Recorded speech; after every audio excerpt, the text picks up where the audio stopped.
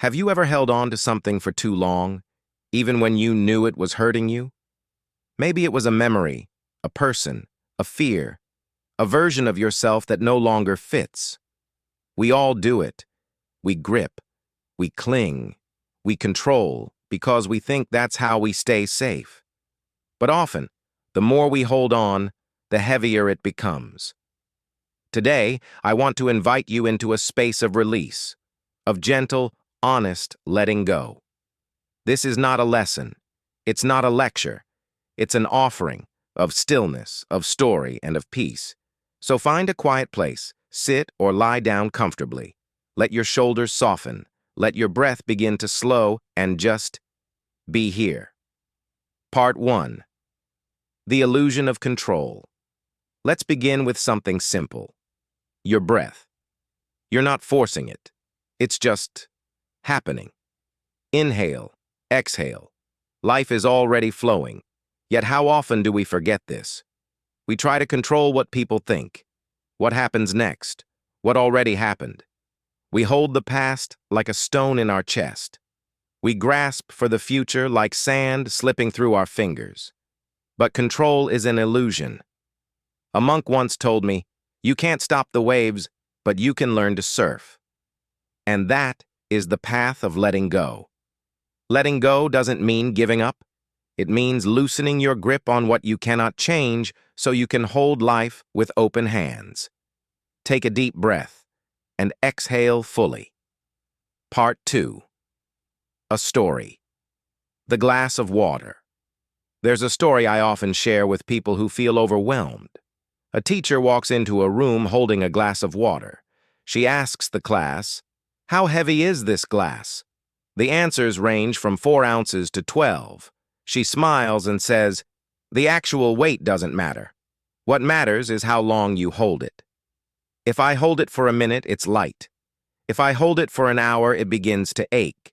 If I hold it all day, my arm goes numb. The glass never changed, but the longer I hold it, the heavier it feels." That's how our mental burdens work. Some of us have been holding on for days, weeks, years. Letting go isn't forgetting. It's simply putting the glass down. Now ask yourself, what burden are you holding that you don't need to carry anymore?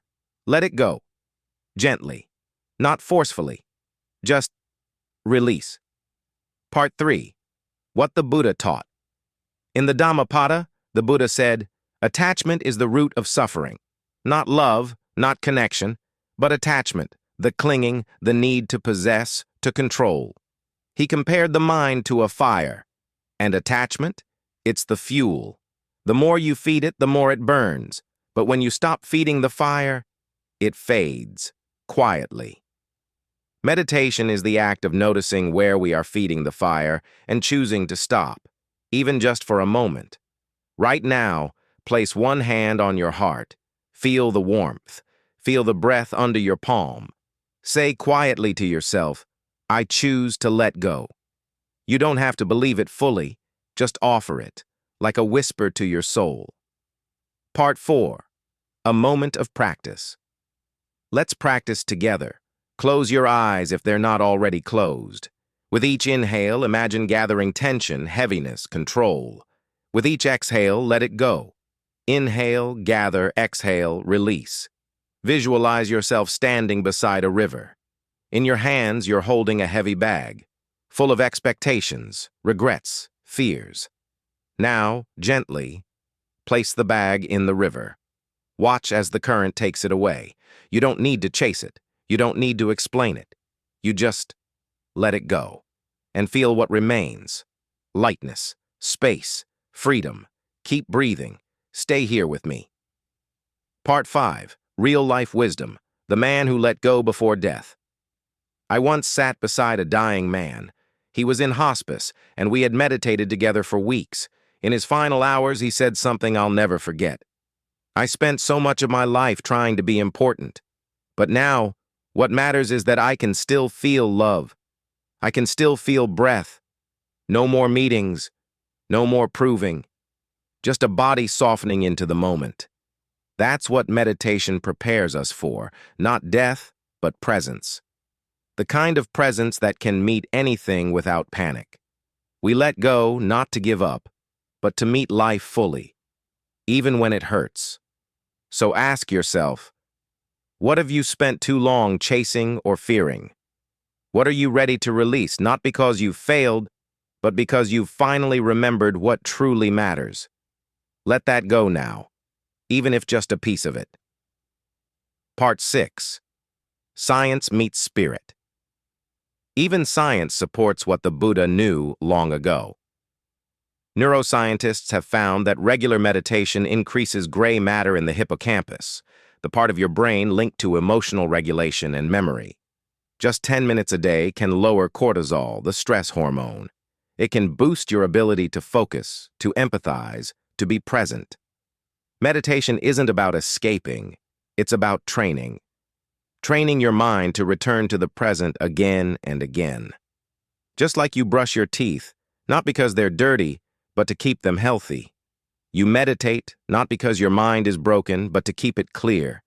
Every breath you take with awareness is an act of cleansing, a return, a remembering. Part 7.